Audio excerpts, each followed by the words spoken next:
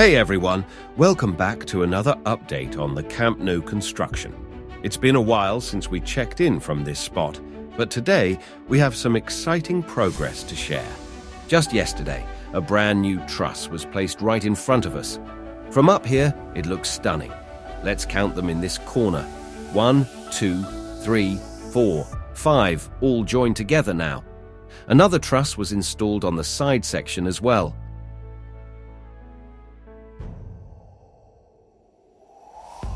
Structural updates in the north and south goal areas. Over at the north goal, work has advanced significantly. Meanwhile, in the south goal area, new pillars are being installed, and we're seeing rapid progress as it catches up to the north side. Some hollow core slabs have been in place for a while, and a new beam has been moved into position. We'll have to wait and see where it ends up. Join the largest community for all stadium lovers, Sports Render. Follow us on Facebook, Instagram, and YouTube for unique content about the most famous stadiums in the world. Also, visit our website, sportsrender.com, to read the most interesting articles and discover everything about the magic of stadiums. Follow us now and be part of the global passion for stadiums. Precision engineering at play.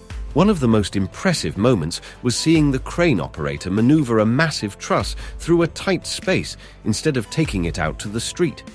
Likely due to traffic restrictions, they had to carefully fit it through a narrow opening, and they did so with incredible precision. Super pillars and beams ready for installation. Looking at this area, we can see preparations for the installation of the super pillars. Some are already in place, along with 2 exterior ones, and the super beams are ready to be lifted.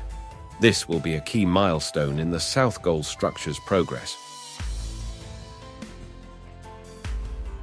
Reinforcement and slab installations. In the stairway section, reinforcement hasn't started yet, but in the parking area, beams are actively being placed. Inside the structure, scaffolding has gone up, though it's unclear what specific task is underway.